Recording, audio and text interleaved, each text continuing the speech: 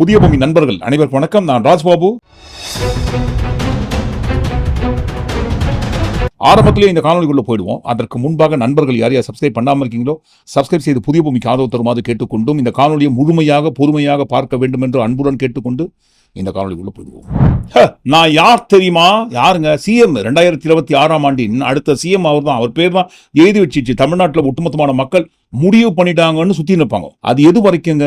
திமுக என்கின்ற கட்சியை குறித்து மட்டுமே, அந்த கட்சியை பத்தி மட்டுமே பாருங்க, அவதூறு பரப்பத்துக்கும் பொய்ய பேசுறதுக்கும் விமர்சனம் செய்வதற்கும் வாரி இறைப்பதற்கு மட்டும் அது வரைக்கும் பாருங்க தமிழ்நாட்டில் தான் அடுத்த சிஎம். ஆனால் பிஸ்கேஜேபி கட்சி பேரை சொன்னாலோ மத்திய அரசை குறிப்பிட்டோ மத்திய அரசு வெளியிட்ட பட்ஜெட் நிதிநிலை அறிக்கையை குறித்து ஏதாவது கேட்டா என்ன சொல்றாங்கன்னு மட்டும் பாருங்க. மத்திய பட்ஜெட் பத்தி கருத்து என்ன? இல்ல, பட்ஜெட் பத்தி பொதுவாகவே தாவக கருத்து தனிப்பட்ட முறையில் நீங்க கேட்கக்கூடாது. நாங்கள் புதிதாக துவங்கிய இயக்கம் இன்னும் எங்களுடைய இயக்கத்தை வலிமைப்படுத்த வேண்டி இருக்கிறது. தமிழகத்தை ஆள வேண்டி இருக்கிறது. ஆளுகிற போதுதான் அந்த கருத்துக்கெல்லாம் பரிமாற வேண்டி இருக்கிறதே தவிர இப்போது அந்த சூழ்நிலைகள் இல்லை. என்ன சொல்றாங்க? மே பேகுண்டா சாப், மே பேகுண்டா.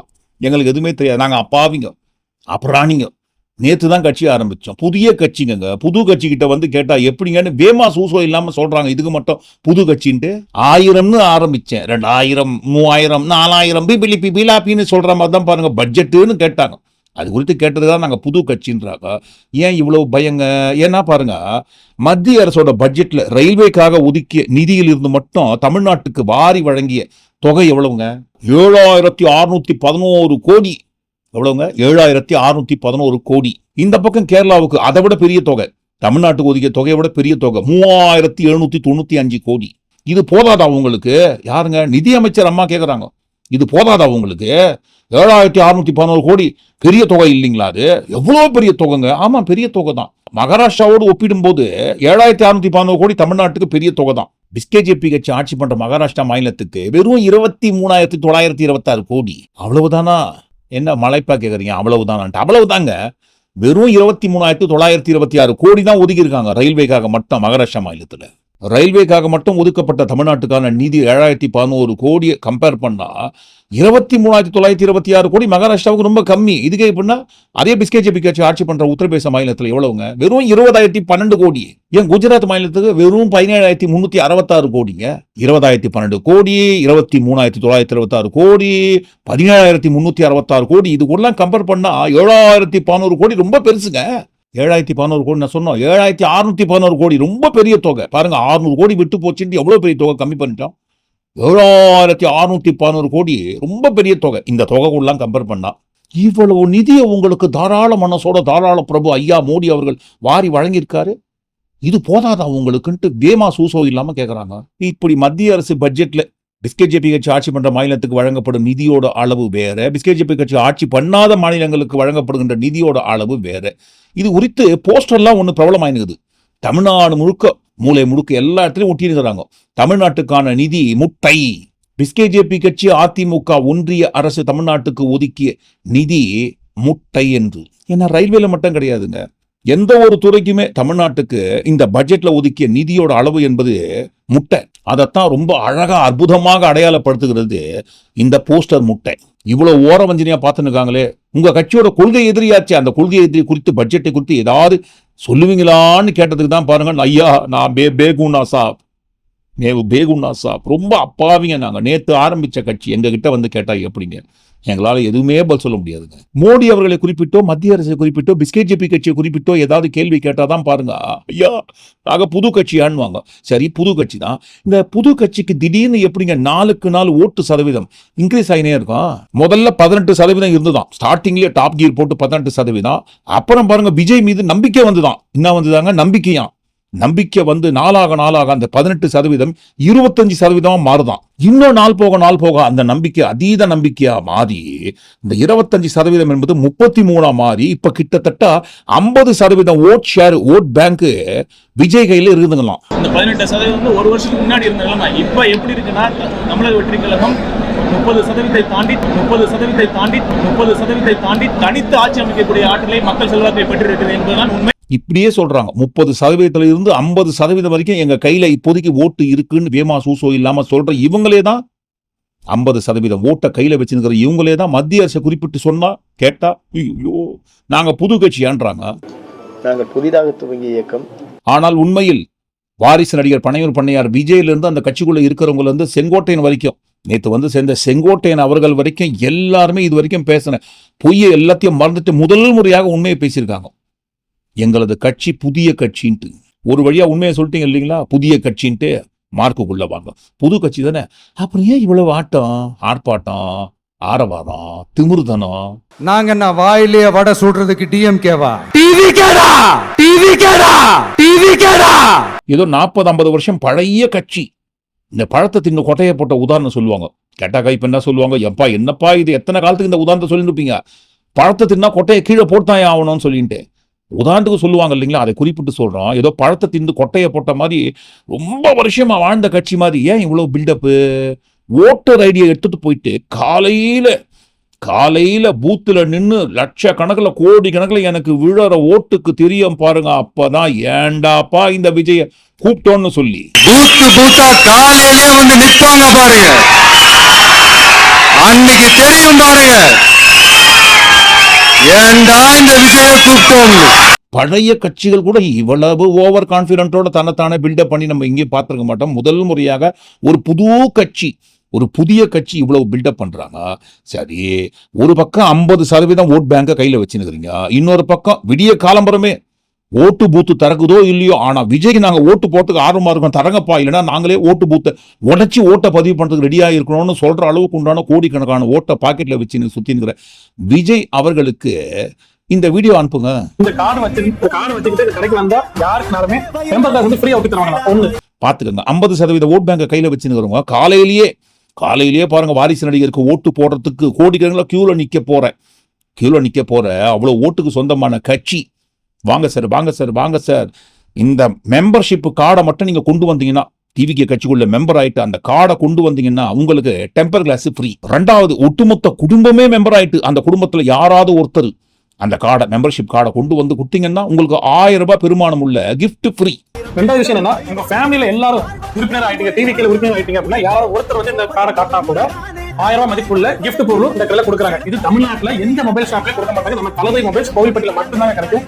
மறக்காம வெயிட் பண்ணாதீங்க, சீக்கிரம் டிவிகே உறுப்பினரா சேர்ந்துருங்க. ஓகே, விற்பனையாகாம முடங்கி இருக்கிற குடவுன்ல முடங்கி இருக்கிற பொருட்கள் எல்லாம் ஸ்டாக் கிளியரன்ஸ் சேல்ஸ் பண்ற மாதிரி என்ன பண்ணுவாங்க, பை 1 get 1, 1 வாங்கினால் 1 இலவசம், பை 2 get 3, 2 வாங்கினால் 3 இலவசம், 4 வாங்கினால் 7 இலவசம்ன்ற பேர்ல பாருங்க அந்த மாதிரி விற்பாங்க இல்லைங்களா? அதே மாதிரிதான் ஐயா வாங்க உங்களுக்கு டெம்பர் கிளாஸ் ஒட்டி கொடுக்குறோம், ஐயா டெம்பர் கிளாஸ் ஃப்ரீயா ஒட்டி கொடுக்குறோம், மெம்பர் ஆயிக்கோங்க, மெம்பர் ஆயிட்டு அந்த கார்டை கொண்டு வந்து எங்களுக்கு கொடுங்கன்ட்டு எப்படி கெஞ்சுறாங்க பாருங்க. 50% 50% ஓட்ட ஸ்பாட்லயே பாக்கெட்ல வச்சு சுத்தி நிற்கிற கட்சி பாத்தீங்களா? என்னென்ன கவர்ச்சிகரமான இலவசத்தை கொடுத்து எப்படியாவது மெம்பர் ஆகுங்கன்ட்டு கூவி கூப்பிடுறாங்க. அது மட்டும் கிடையாது, நெல்லையில பாருங்க பிரைவேட் பஸ் எல்லாம் ஓடுது இல்லைங்களா? அந்த பிரைவேட் பஸ்ல இங்கிருந்து கிளம்பி எங்க போகுதோ அது வரைக்கும் உங்களுக்கு அந்த தூர பயணம் உங்களுக்கு இலவசம். காசு தான் நாங்க கட்டிடுறோமே. டிவிகே கட்சி மொத்தமா கட்டி அந்த பிரைவேட் பஸ்ஸை பாருங்க ஓட விடுறாங்களாம். அப்படி ஓடுற அந்த பஸ்ல யார் ஏறினாலும் அவங்களுக்கு எல்லாம் ஃப்ரீ. என்னப்பா நல்லது தானப்பா பண்றாங்க. பிரைவேட் பஸ் அவங்களே பாருங்க காசு போட்டு வாடகை எடுத்து மக்களுக்கு ஃப்ரீயா கொடுக்குறாங்கன்னு சொல்லும்போது நல்லது தானே பண்றாங்க. மக்கள் சேவை தான். ஆனா பாருங்க கண்டிஷன் சப்ளை. என்ன கண்டிஷன்? மெம்பர் ஆகணும். டிவிகே கட்சியில போயிட்டு சேர்ந்து மெம்பர் ஆகி அந்த மெம்பர்ஷிப் கார்டு ஐடி கார்டை கொண்டு வந்து காட்டினீங்கன்னா அந்த பஸ்ல உங்களுக்கு ஃப்ரீ. நெல்லையில் ஓடும் ஒரு மினி பேருந்தில் தமிழக வெற்றிக் கழக உறுப்பினர்களுக்கு இலவச பயணம் என்று அறிவிக்கப்பட்டுள்ளது. நெல்லை சந்திப்பு முதல் சக்கரமான்புரம் வரை இயக்கப்பட்டு வரும் இந்த மினி பேருந்தில் தாவேகாவினர் பயணிக்கும் போது கட்சியின் உறுப்பினர் அட்டையை காட்டினால் அவர்களுக்கு இலவச பயணம் அனுமதிக்கப்படும் என்று தெரிவிக்கப்பட்டுள்ளது. என்னப்பா சூரியவம்சம் படத்துல டிக்கெட் வாங்குறவங்களாம் குடம் ஃப்ரீன்னு சொல்ற மாதிரி என்னப்பா இதெல்லாம்? ஆமா, சினிமா நடிகர் இல்லைங்களா? சினிமா பாணி தான் பின்பற்றணும். யாரெல்லாம் இந்த பஸ்ல டிராவல் பண்றீங்களோ அவங்களுக்குலாம் பயணம் ஃப்ரீ. ஆனால் மெம்பர் ஆகுங்க. மெம்பர் ஆயிட்டு கார்டை கொண்டு வந்து காட்டிட்டு ஃப்ரீயா பஸ்ல போங்க. வாரிசு நடிகர் டிவிகே கட்சி தொடங்கிய சில தினங்களுக்குள்ளாகவே 1 கோடி உறுப்பினர்கள் சேர்ந்து ஒரு மாபெரும் சாதனை படைத்த கட்சின்னு ஊட்டியிருந்தாங்க பாருங்க. அப்படி 1 கோடி உறுப்பினர்களை ஸ்பாட்டே சேர்த்த கட்சி, 50% ஓட் பேங்கை கையில வச்சிருக்கிற கட்சி. ஐயா டெம்பர் கிளாஸ் கொடுக்குறோம் ஐயா, 1000 ரூபாய் கிஃப்ட் கொடுக்குறோம் ஐயா, பஸ் பாஸ் எல்லாம் உங்களுக்கு ஃப்ரீயா எடுத்து கொடுக்கணும் ஐயா, வாங்கய்யா வாங்கய்யா வாங்கய்யான்னு கூப்பிட்டு சேர்த்து எப்படியாவது ஐடி கார்டை கொடுத்து 1 2 3 4 5 6 7 8 10 11 12 13 14 15 16 17 18 19 20 பாத்துக்கங்க ஐடி கார்டு எப்படி சேர்த்து பாருங்க, மெம்பர் எப்படி சேர்றாங்க பாருங்கன்ட்டு ஐடி கார்டை வாரி வழங்கியதன் பின்னணியில் இருப்பது இந்த மாதிரி வேலைகள் தான். அது எப்படிங்க இன்னா உச்சத்துல இருக்கிறாராமா? எப்படி என் கேரியரின் உச்சமான ஒரு இடத்தை கொடுத்திருக்காங்கல்ல, அதை இந்த நாடே பாத்துக்கிட்டு இருக்குல்ல. கேரியர் உச்சத்துல என்ன கொண்டு போய் வச்சிருக்காங்க. ஏன் வைக்கணும்? எதுக்காக வைக்கணும்? நான் கேரியர் உச்சத்துல இருக்கிறத நாடே பார்த்துன்னு சொல்றாங்க இல்லையா? கண்டிப்பா நாடு தான் பார்த்துங்குது. நீங்க கேரியர் உச்சத்துல நான் இருக்கிறேன்ட்டு பெருமை அடங்கிய போர்டை கழுத்துல மாட்டின்னு சுத்துறதையும் நாடு பார்த்துனுக்குது. இந்த மாதிரி கேவலமான வேலைகள் பண்றதுலாம் நாடு பார்த்துனாகுது. ஒரு கட்சியில உறுப்பினர் ஆக வேண்டும் என்று சொன்னால் அந்த கட்சியோட லட்சியம் பிடிச்சி போய் அந்த கட்சி போற பாதை பிடிச்சி போயிட்டு தானா போயிட்டு உறுப்பினரா சேருவாங்க. ஆனா பாருங்க, உறுப்பினரை எந்தெந்த வகையெல்லாம் போயிட்டு தேடி சேர்க்கிறாங்க. ஏன் இப்படி? ஏன்னா புதிய கட்சின்றாங்க. கண்டிப்பா புதிய கட்சி தான், எந்த ஒரு மாற்று கருத்து கிடையாது. ஆனா பண்ற தில்லு முள்ளெல்லாம் பல வருஷம் ஊழல்லையே ஊறி போனவங்களை விட மோசமான வகையெல்லாம் யோசிச்சு பண்றாங்க. ஒன்றும் கிடையாதுங்க.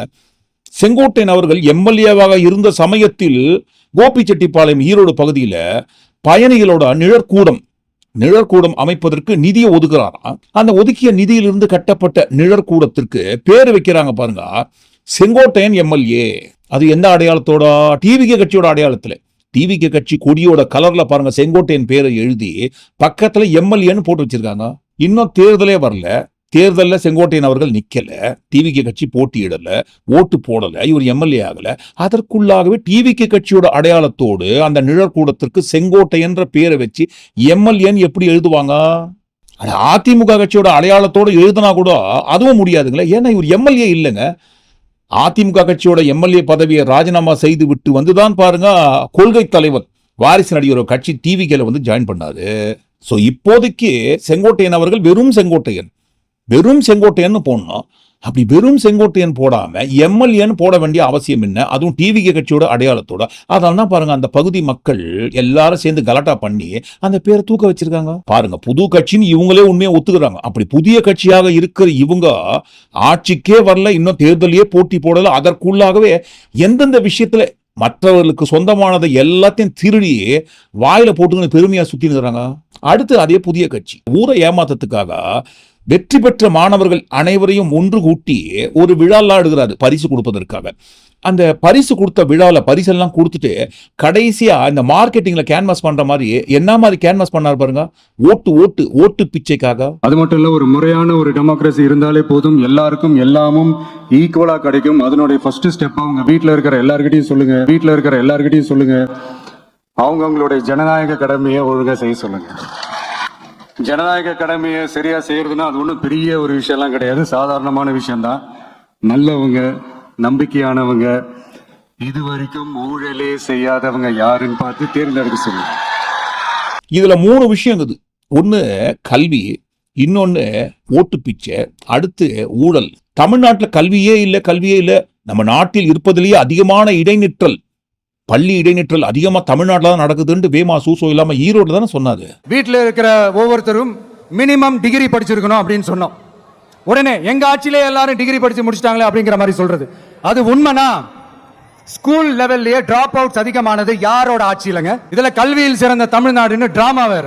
இப்படி சொல்றத யார பக்கத்துல வச்சுன்னு சொல்றாங்க? செங்கோட்டையன் அவர்களை. பள்ளி இடைநிற்றல் என்பது அதிகமாக இருந்தது அதிமுக ஆட்சி காலத்தில். இப்ப இருக்கிற வாரிசு நடிகர் கட்சியில் வந்து சேர்ந்திருக்கிற செங்கோட்டையன் அவர்கள் கல்வி அமைச்சராக இருந்த காலத்தில் திமுக கட்சி ஆட்சி பொறுப்பேற்றதற்கு பிறகு இந்த பள்ளி இடைநிற்றல் கொஞ்சம் கொஞ்சமா குறைத்து இப்போ குறைச்சு நிற்கிறாங்க. ஆனால் அதிகமான பள்ளி இடைநிற்றல் இருந்தது வாரிசு நடிகர் கட்சியில் வந்து சேர்ந்திருக்கிற செங்கோட்டையன் அவர்கள் கல்வி அமைச்சராக இருந்த காலத்தில். அவரையும் கூடவே வச்சுனுக்கிறாரு, பாராட்டி தள்ளினுக்காரு, கூடவே வச்சுக்கின்னு அவரையே திட்டினுக்காரு. சரி, ஸ்கிரிப்ட்ல என்ன எழுதி கொடுத்துருக்கோ அதானே படிப்பாரு.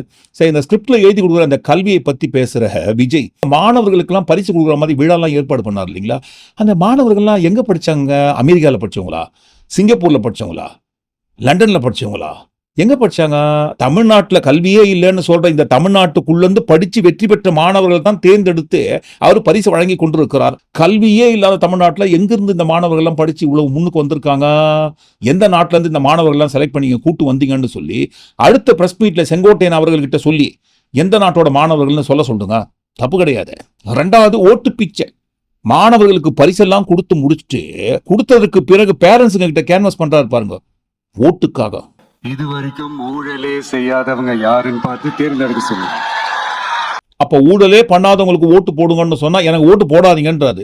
என்ன பாருங்க, இன்னும் தேர்தலையே சந்திக்காத விஜய் ஆரம்பத்திலே ஊழல், நடிகராக இருக்கும் போதே பாருங்க ஊழல் ஊழல் ஊழல் ஊழல் ஊழல். புலிப்படத்துக்கு வாங்கின சம்பளத்துல இருந்து 15 கோடியை கணக்கு காட்டாம ஓரமா ஒதுக்கி வச்சு பதுக்கி வச்சிருக்காரு. அதை ஐடி ஆபீசர்ஸ் பிடிக்கிறாங்க. பிடிச்சதுக்கு அப்புறம் 1.5 கோடி ரூபாய் அபராதம் போடுறாங்க. இந்த 1.5 கோடி ரூபாய் அபராதம் போட்டது சம்பந்தமாக எதிர்த்து வழக்கு போட்ட விஜய் என்னென்னு வழக்கு போடுறாருங்க. ஐயா, நான் பதிக்கெல்லாம் வைக்கலையா, கருப்பு பண்ணலாம் வாங்கலையா, ஐடி ஆபீசர்ஸ் என் மேல தேவையில்லாத ஏதோ ஒரு காழ்ப்புணர்ச்சியின் காரணமாக வழக்கெல்லாம் போட்டு அபராதம் போடுறாங்க, நான் அப்படிலாம் பதுக்கி வைக்கலையா அப்படின்னு சொல்லி வழக்கு போடல. ஆமாங்க, நான் பதுக்கி வச்சது உண்மைதாங்க. ஆனா நான் பதுக்கி வச்சதை லேட்டா கண்டுபிடிச்சிருக்காங்க ஐடி ஆபீசர்ஸ்.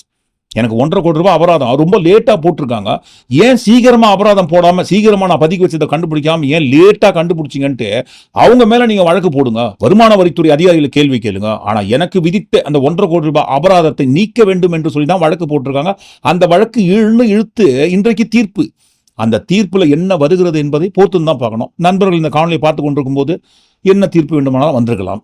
ஊழல் வழக்கை தற்போது விஜய் கிளீன் ஷீட், அதாவது நான் கிளீன் மேன் அப்படின்ற இமேஜை முன்வைக்க வரக்கூடிய நிலையில தனிநபர் வருமானத்தை நீங்க மறைத்தது செல்லும், அதற்காக நீங்க அபராதம் கட்டியே தீரணும் அப்படின்னு நீதிமன்றம் உத்தரவு பிறப்பிச்சிருக்கு. இதை எப்படி பாக்குறது? வர தீர்ப்பு ஒரு ஓரமாகட்டும். ஊழல் பண்ணாதவங்களுக்கு ஓட்டு போடுங்கன்னு சொல்றாரு. விஜய்க்கு ஓட்டே போட முடியாது, ஆரம்பமே ஊழல். இந்த புலி படத்துல வாங்கின சம்பளம் 15 கோடி மட்டும் கிடையாது, கருப்பு பணம் தான் வாங்கினுக்காராமே அவரு. இப்ப எல்லாருக்கும் விஜய்க்கு நான் வந்து தலைவாகல எவ்வளவு சம்பளம் கொடுத்தேன் உங்களுக்கு தெரியுமா? தெரியாது. அது மாதிரி தான் இப்போ நான் ஒரு அமௌண்ட் சினிமாவில் அது உண்டு எல்லாருக்கும். வேற பெரிய ஆளுகளுக்கு பாதி அமௌண்ட் கேஷ் கொடுப்போம், பாதி அமௌண்ட் செக் கொடுப்போம். வேற பெரிய ஆளுகளுக்கு பாதி அமௌண்ட் கேஷ் கொடுப்போம், பாதி அமௌண்ட் செக் கொடுப்போம். வாங்குறது அப்படி தான் வாங்குவோம். இல்லைன்னா கணக்கு டேக்ஸ் கட்டணும், 30% டேக்ஸ் கட்டணும். அதுக்காக அந்த முறையை எல்லாருக்கும் இன்கம் டேக்ஸ் ஆஃபீஸருக்கே தெரியும். அது பார்த்துக்கோங்க. ஸ்பாட்லி முதல்வராக வேண்டும் என்கின்ற ஆசையோடு வாழுகின்ற கனவு சிஎமோட ஆரம்பமே ஊழல் தான். பிளாக் அண்ட் ஒயிட்ல வாங்கி பதுக்கி வைக்கிற இவர் சொல்றாரு பாருங்க, ஊழலே பண்ணாதவங்களுக்கு ஓட்டு போடுங்கன்ட்டு. மறுபடியும் சொல்லணும்னு சொன்னா விஜய் ஓட்டே போட முடியாது. அப்போ ஐடி ஊழல் மட்டும் கிடையாது, கணக்கு காட்டாம கார் வாங்கறதுல ஊழல் வாங்குவாரு, காசு கொடுத்து கோடி கணக்கில் வெளிநாட்டு காரை இறக்குமதி பண்ணுவாரு, ஆனா டாக்ஸ் கட்ட மாட்டாரு, அதுல ஒரு ஊழல். அந்த வழக்கில் அபராதம் 1 லட்சம். ரியல் ஹீரோவா இருக்காதீங்கப்பா, ரியல் ஹீரோவா இருங்கப்பா, ஐயோ என்ன சொல்லிட்டாங்களேன்னு ஓன்னு அழுதுன்னு அதை அப்பீல் பண்ணுவாரு, அபராதம் கட்டிட்டு. அது மட்டும் கிடையாது, திரைப்படங்களோட நிதி சம்பந்தப்பட்ட பிரச்சனையை குறித்து ரெய்டு வருது. அந்த ரெய்ட்ல கோடி கோடியா கட்டுக்கட்டா பணத்தை எடுக்கிறாங்க. சொல்லி மாலாது. வாரிசு நடிகர் பனையூர் பண்ணையார் கனவு சிஎமோட ஆரம்பமே ஊழல் ஊழல் ஊழல் எவ்வளவு இருக்குன்னு சொல்லி மாலாது. எக்கச்சக்கமான ஐடி கேஸ் விஜய் மேல இருக்கு. ஆனா பாருங்க, பேமா சூசோ இல்லாம ஓட்டு கேன்வாஸ் பண்றாரு, அதுவும் ஸ்டூடெண்ட்ஸ்க்கு பிரைஸ் கொடுக்குற அந்த ஸ்டேஜ்ல நின்னுன்னு இது வரைக்கும் ஊழலே செய்யாதவங்க யாருன்னு பார்த்து தேர்ந்தெடுக்க சொல்லுங்க. ஒரு கட்சியோட தலைவனோட புதிய கட்சியோட தலைவனோட ஆரம்ப கட்டமைப்பே பாருங்க ஊழல்ல தான் நிறைஞ்சிருக்கு. ஊழல் மூலமாகத்தான் தொடங்குறாரு. அப்படி இருக்கும்போது ஊழல் செய்யாதவங்களுக்கு ஓட்டு போடுங்கன்னா உங்களுக்கு எப்படிப்பா ஓட்டு போடுவாங்க? சரி, அவங்க ரசிகர் ஜாம்பிஸ் கூட்டம் அவரோட தலைவர் பேஸ் வேல்யூவை வச்சு போடுறாங்கன்னு வச்சுப்போம், அது ஒரு ஓரமா போட்டோம், தப்பு கிடையாது. ஆனா பாருங்க, இந்த மாதிரி ஆரம்பமே நம்மளே ஊழல் வழியாக இருக்கும்போது, ஊழலே நிறைந்திருக்கும் போது அடுத்த கட்சியை பார்த்து சொல்லலாமா ஊழல் ஊழல் ஊழல்? எதுக்குமே ஆசைப்படாதவன் நானு, கருப்பு பணத்தை பதுக்கி வச்சிருந்த இவரு எதுக்குமே ஆசைப்படாதவன். அப்படி எதுக்குமே ஆசைப்படாத நானு ஆட்சிக்கு வந்தா நானும் ஊழல் பண்ண மாட்டேன், என் கண்ணுக்கு முன்னாடி யார் ஊழல் பண்ணாலும் பண்ண விட மாட்டேன்னு சொல்றாரு இல்லைங்களா? ஒரு துளி ஊழல் கரை கூட படியவே படியாது, படியவும் விட மாட்டான். இப்படி எதுக்குமே ஆசைப்படாத ஒருத்தன் அரசியலுக்கு வரான் அப்படின்னா, அவன் கண்ணு முன்னாடி ஏதாவது ஒரு தப்பு நடக்குது அப்படின்னா, அவன் கண்ணு முன்னாடி ஏதாவது இந்த மாதிரி ஒரு ஊழல் நடக்குது அப்படின்னா அதை பார்த்துக்கிட்டு அவன் சும்மா இருப்பான்னு நினைக்கிறீங்க? தப்பே கிடையாது, இருந்துட்டு போங்க. ஆனா பாருங்க, ஒரு சந்தேகம். திமுக கட்சியை பார்த்து ஊழல் ஊழல் ஊழல்னு சொல்றீங்களேங்க. அப்படி சொல்லும் போது எங்களுக்கு காதுல என்ன விழுதுன்னா, ஓரனை பார்த்து முதுகு கோணல் ஒட்டகம் ஒட்டகம் ஒட்டகம்னு விழுது காதுல. திமுக கட்சியை பார்த்து இப்போ கட்சி தொடங்கி அந்த நாளில் இருந்து புதிய கட்சி தொடங்கி அந்த நாளில் இருந்து ஊழல் ஊழல் ஊழல்னு சொல்றீங்க இல்லைங்களா? இந்த ஊழல் அப்படின்ற ஒரு விஷயம் திமுகவை பற்றி உங்களுக்கு எப்ப தெரிஞ்சதுங்க? இந்த ஞானக்கண் எப்ப திறந்ததுங்க? 50-60 வருடங்களாக தமிழ்நாட்டில், அதுவும் பாருங்க குறிப்பிட்டு திமுக தான் சொல்லுவாரு, திராவிட கட்சிகள் திமுக அதிமுக ரெண்டுத்தையும் சேர்த்து சொல்ல மாட்டாரு. 50-60 வருஷமா தமிழ்நாட்டில் ஒண்ணுமே இல்லை, அதற்கு காரணம் திமுக மட்டும்தான் சொல்றாரு இல்லைங்களா? இதே ஒண்ணுமே இல்லை ஊழல் நிறைந்த கட்சி மட்டும்தான் திமுகன்னு சொல்ற இந்த திமுக கட்சியை குறித்தும் கலைஞர் அவர்களை குறித்தும் என்ன பேசினார் இதற்கு முன்பாக? இந்த வீடு சம்பந்தமாக பல வருஷத்துக்கு முன்னாடி கலைஞர் அவர்கள் வசனம் எழுதின ஒரு படத்துல இருந்து ஒரு பாட்டு ஒன்று நான் கேட்டிருக்கேன். அதில் நடுவில் ஒரு வரி ஒன்று வரும், எல்லோருக்கும் இருப்பதற்கு இடம் வேண்டும் அப்படின்ட்டு. அன்னைக்கு அவர் வசனம் எழுதின அந்த படத்தில் வந்த அந்த வரி இன்னைக்கு அவரே நிறைவேற்றி வச்சிருக்காரு. இது வந்து என்னை பொறுத்த வரைக்கும் இது சாதாரண விஷயம் இல்லை. ஏழைகளுக்கும் ஏழை தொழிலாளர்களுக்கும் சொந்தமாக ஒரு நிலம் வீடு கட்டி கொடுக்கறதுன்றது வந்து சாதாரண விஷயம் இல்லை. அவங்களுடைய கனவு வந்து நிஜமாகுது. அடுத்து சிலை அவர் சுவாசிக்கிறது திரையுலக மூச்சுன்னு தான் நான் சொல்றேன். எனக்கு ஒரு சின்ன ஆசை, இந்த இடத்துல அந்த வீடெல்லாம் கட்டி முடிச்சு எல்லாரும் குடியேறும் போது அந்த இடத்துக்கு கலைஞர் நகர் அப்படின்ட்டு வைக்கிறதா நான் கேள்விப்பட்டேன். அது மட்டும் பார்த்தாது, அந்த இடத்துல கலைஞர் அவர்களுக்கு ஒரு சிலை வைக்கணும்னு நான் ரொம்ப ஆசைப்படுறேன். அவருடைய 100வது வயசுல இதே மாதிரி ஒரு ஃபங்க்ஷன் பண்ணி அவரோட சேர்ந்து நானும் அந்த சிலையை ரசிக்கணும்னு ஆசைப்படுறேன். இப்போ இந்த மாதிரி சிலையெல்லாம் வைக்கணும், கலைஞர் அவர்களுக்கு இந்த பேர் மட்டும் வச்சா போதாது, சிலையெல்லாம் வைக்கணும்னு சொன்ன அந்த சமயத்துல ஊழல்லாம் எதுவும் நடக்கலீங்களோ? 50 வருஷத்துக்கு மேல தமிழ்நாட்டுல திமுக கட்சி மட்டுமே ஆட்சி பண்ணி தமிழ்நாட்டை கெடுத்து குடிச்சராக்கி வச்சிச்சே அப்படின்னு சொல்ற அந்த குட்டிச்சுவர் அன்றைக்கு விஜய் உங்க கண்ணுக்கு தெரியலீங்களா? அடுத்து பேரு குடும்ப ஆட்சின்னு நீங்க கதற அதே குடும்பத்துல இருக்கிறவங்க பேரை குறிப்பிட்டு என்ன பாராட்டினாரு? உதயநிதி, தயாநிதி, அருள்நிதி, தமிழ் அரசு, கனிமொழி, இந்த மாதிரி பேர்கள் கேட்கும் போதே இதெல்லாம் வந்து படத்துக்கு டைட்டிலாக வைக்கணும்னு எனக்கு தோணும். ரொம்ப பவர்ஃபுல்லான பேர்கள், அந்த மாதிரி ரொம்ப அழகான டைட்டில் இந்த கனிமொழி.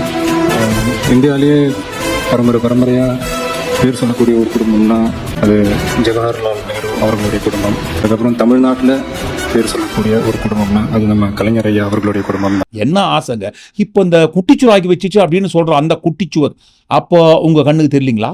ஆஸ் ஒரு டாக்டர் என்ற ஒரு முறையில் தமிழ் மக்களுக்கும் தமிழ்நாட்டுக்கும் எது எப்பப்போ செய்யணுமோ அதாவது அப்பப்போ கரெக்டாக செஞ்சுக்கிட்டு இருக்காங்க கலைஞர் ஐயா அவர்கள். ஒரு சின்ன இன்சிடென்ட் எனக்கு ஞாபகம் வருது. இப்போ ரீசெண்டாக பூந்தமல்லி ஹைரோட்ல வேலூர் போயிட்டு இருந்த ஒரு ஃபேமிலி, ஒரு ஹஸ்பண்ட் அண்ட் ஒய்ஃப் டிரைவரோட காரில் போயிட்டு இருக்கும்போது அப்போ ஏதோ ஒரு ஆக்சிடென்ட் ஆகி அந்த டிரைவருக்கும் ஹஸ்பண்டுக்கும் ஏதோ அடிபட்டு மயக்க நிலையில் இருந்தாங்க. அப்போ அந்த ஒய்ஃப் வந்து என்ன பண்ணுறதுன்னு தெரியாமல் கதறி அழுதுகிட்டு இருந்தாங்க. கடவுளே என்னோட புருஷனை காப்பாற்றுங்க, உங்களுக்காக நான் 108 தேங்காய் உடைக்கிறேன், 108 பால் குடம் தூக்குறேன் இப்படின்னு கத்திக்கிட்டு இருந்தாங்க. அந்த சைடில் போன ஒரு பெரியவர் வந்து அவங்க கிட்ட செல்ஃபோன் இருக்காமா அப்படிமா, நீங்கள் 108 தேங்காய்லாம் உடைக்க வேணாம், 108 பால் குடம்லாம் தூக்க வேணாம், நீங்கள் 108க்கு ஃபோன் பண்ணுங்க, 10 நிமிஷத்துல ஆம்புலன்ஸ் வந்து இந்த கலைஞர் காப்பீட்டு திட்டம் மூலமா அந்த family, husband and wife and driver எல்லாருமே சிகிச்சை பெற்று இன்னைக்கு சந்தோஷமா இருக்கிறாங்க. 88 இயர்ஸ்ல இந்த 108 இந்த திட்டத்தை கொண்டு வந்தவங்களை எங்களால் லைஃப்ல மறக்க முடியாதையா. நீங்க 108 வயசு வரைக்கும் வாழணும்னு ஆசைப்படுறேன். அதுவும் போட்டோம். பேருக்காக கொள்கையை மட்டுமே வச்சுக்கின்னு குடும்பத்தோட உட்கார்ந்து கொள்ளை அடிக்கிறதை தவிர வேற எதுவுமே தெரியாது. நீங்க சொன்ன அதே கொள்ளைன்னு வச்சுப்போமே, தப்பு கிடையாது. அந்த அடிச்ச கொள்ளையில உங்களுக்கு பங்கு இருக்கு சார். நம்ம சொல்லல, விஜய தான் சொன்னாரு. முக்கியமா இந்த படத்தினுடைய ப்ரொடியூசர் கலையை வளர்க்கணுன்றதுக்காகவே நிதி அள்ளி கொடுத்துட்டு இருக்காரு. அதனாலதான் இவருக்கு மிஸ்டர் கலாநிதி மாறன் பேர் வச்சாங்களா, இல்ல மிஸ்டர் கலாநிதி மாறன் பேர் வச்சதுனால இப்படி அள்ளி கொடுக்குறாரான்னு தெரியல. இதுக்கு அர்த்தம் என்னங்க? கொள்ளையடிச்ச காசுல இருந்து சினிமா எடுத்து அந்த சினிமாவுக்காக நிதியை வாரி வழங்குற அந்த வாரி வழங்குற நிதியை நானும் கொஞ்சம் வாரின்னு போனேன், எனக்கும் அந்த கொள்ளையில பங்கு இருக்குன்றதுதானே அர்த்தம். இவங்க கொள்கையே கொள்ளைதானே. அவங்க நிறுவனம் தயாரிக்கிற திரைப்படங்கள்ல நடிச்சு கோடி கோடியா பண்டலா மூட்டை கட்டி வீட்டுக்குள்ள கொண்டு போயிட்டு கொட்டி பதுக்கி வைக்கும் போது தெரியலீங்களா மிஸ்டர் விஜய், ஐயோ ஊழல் ஆட்சி பாயுது, ஊழல் கட்சியா இருக்குதே, குடும்ப ஆட்சியா இருக்குதுங்களே, சேச்சே அந்த கம்பெனி நம்ம நடிக்கவே கூடாதுன்ட்டு அப்ப ஏன் அந்த ஞான கண்ணு துறக்கல மிஸ்டர் விஜய்? நாங்க ரொம்ப அப்பாவிங்க, புதிய கட்சிங்க. ஏன் சம்பந்தி சத்தத்துக்கு சாப்பிட போன மாதிரி எல்லாம் ஒரே குட்டையில ஊர்ன பிஸ்கெட் ஜேபி கட்சியோட மட்டைகளாக இருக்கும்போது எப்படிங்க? இதை பார்க்கும்போது மறுபடியும் பழைய கதை தான். கெடப்பாரியை முழுங்கிட்டு அதை ஜீரணம் பண்றதுக்கு சுக்கு கஷாயம் சாப்பிட்ட கதை இருக்கு இல்லைங்களா? கெடப்பாரி ஜீரணமாகாது, என்னைக்காவது ஒரு நாள் வாயும் வைத்தியம் கீச்சின்னு வெளியே தான் வரும். அப்படி வெளியே வந்து விடுற அந்த நாள் தான் விஜய் சொன்ன அந்த ஓட்டு காலையிலேயே ஓட்டு போட்டு நிப்பாங்க சொன்னாங்க இல்லைங்களா? நிக்க போறாங்க. ஆனா பாருங்க, நின்னு போற ஓட்டு யாருக்குன்ட்டு ரிசல்ட்ல தெரியும். அதுவும் கரூர் சம்பவத்தை நினைவில் வைத்துக் கொண்டு போடுற அந்த ரிசல்ட் இருக்கு இல்லைங்களா, பெரிய ரிசல்ட்டா தெரியும். நீங்க என்ன நினைக்கிறீங்க? ஒட்டுமொத்தமா எல்லாத்தையும் கூட்டி கழிச்சு இந்த காணொலிக்குள்ள வந்த எல்லா புதிய கட்சி சம்பந்தமான பேகுன்னா சாபை குறித்து நீங்க என்ன நினைக்கிறீங்கன்னு கண்டிப்பா உங்க கருத்துக்களை பதிவு பண்ணுங்க. மீண்டும் இன்னொரு காணொலியில் நாம் சந்திப்போம். நன்றி, வணக்கம்.